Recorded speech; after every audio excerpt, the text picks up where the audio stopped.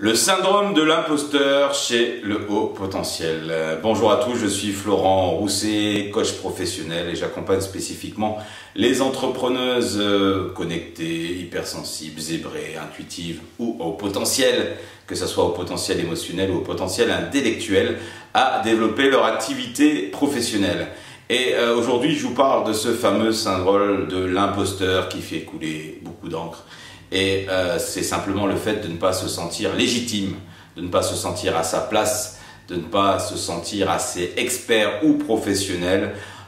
pour pouvoir soit apporter effectivement son expertise quand on est coach, thérapeute, qu'on a lancé une start-up, qu'on est dans l'informatique, qu'on est pourquoi pas aussi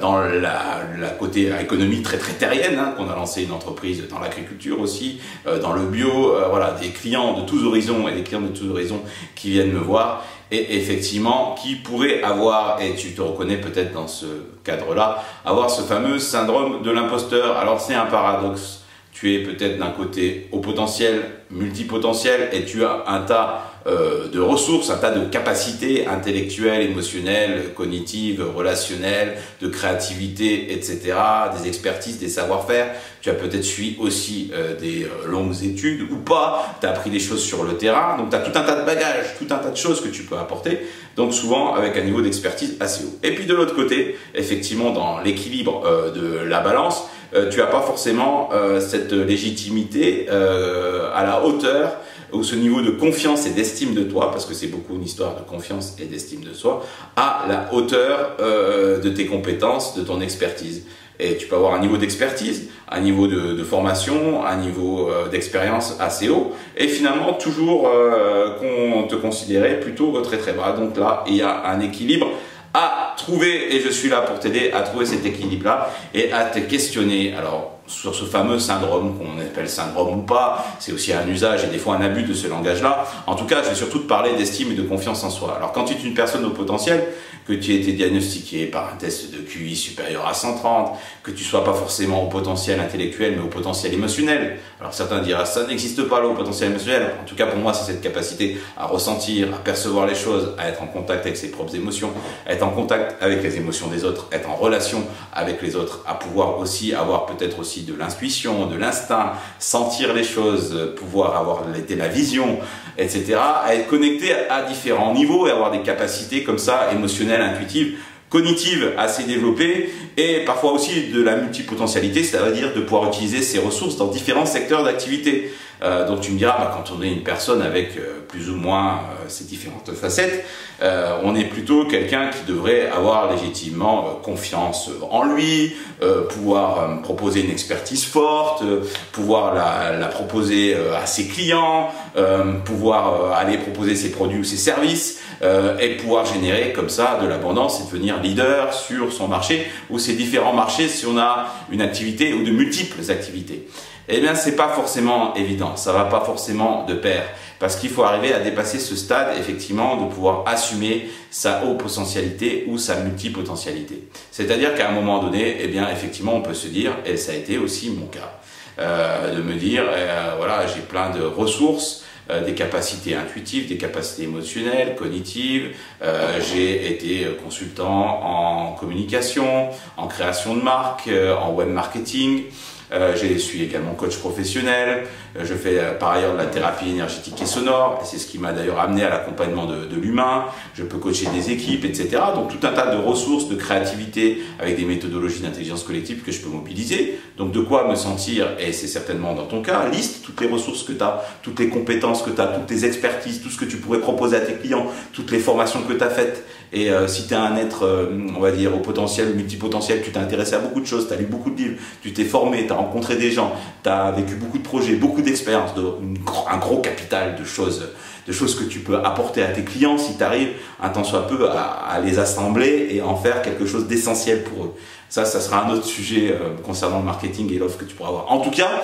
malgré toute cette potentialité-là, toute cette expérience, toute cette expertise, parfois des années aussi derrière soi d'expérience professionnelle à différents postes, pour être légitime, se sentir à l'aise dans ses baskets, se sentir confiant, se sentir rassuré et pouvoir rassurer ses clients et de pouvoir effectivement avoir une position d'autorité. Eh bien, paradoxalement, c'est pas forcément le cas. C'est même parfois, et j'ai pu le constater par les clients que je peux accompagner ou les gens que je connais au potentiel, zébrés ou autres, parfois l'effet paradoxal inverse, c'est-à-dire que plus on a de ressources, plus on a de compétences, plus on a de capacités cognitives, émotionnelles, intuitives, d'expertise, métier, de savoir-faire. Et parfois, plus on peut se sentir illégitime, plus on peut avoir cette sensation qu'il nous manque encore des choses, qu'on doit encore faire nos preuves, qu'on doit encore acquérir de l'expérience, qu'on doit encore lire des livres, qu'on doit encore faire des formations, qu'on doit encore, etc., etc., etc. Et se lancer comme ça dans une course sans fin de la légitimité, de l'estime de soi pour faire face et surmonter ce syndrome de l'imposteur. Donc je ne sais pas si c'est ton cas, si tu as vécu ce syndrome dans ton activité ou ton parcours professionnel, ou tu es en train de le vivre à ce moment même où tu écoutes la vidéo. Mais pour pallier à ce syndrome de l'imposteur, eh bien, c'est effectivement avoir des stratégies qui nous permettent d'augmenter la confiance en soi et l'estime en soi. Et un des premiers éléments que j'ai envie de te partager dans cette vidéo, c'est d'augmenter surtout la conscience de soi. Donc ce que je peux t'inviter à faire, si tu te sens dans ce cas, de dire tiens, je lance une activité, ou dans mon activité actuelle que j'ai lancée peut-être depuis plusieurs années, je ne me sens pas encore une posture d'autorité, je ne me sens pas encore légitime, et ben c'est de lister tiens, pourquoi, qu'est-ce qui fait que tu ne te sens pas légitime? Est-ce que c'est parce que tu n'as pas assez de clients d'expertise, pas assez de nombre d'années important dans ton activité métier? Est-ce que tu ne te sens pas assez compétent par rapport à ça, par rapport à des validations, des certifications, des diplômes? Est-ce que c'est par rapport à ton niveau d'études? Est-ce que c'est par rapport à ton chiffre d'affaires, aux résultats que tu obtiens dans ton bilan et que tu estimes que c'est pas à la hauteur et que ça contribue à pas donner cette confiance et cette posture d'autorité? Est-ce que c'est parce que tu n'es pas reconnu par tes pairs ou par tes clients, etc. Ou au contraire, est-ce que, tiens, liste toutes les ressources que tu as.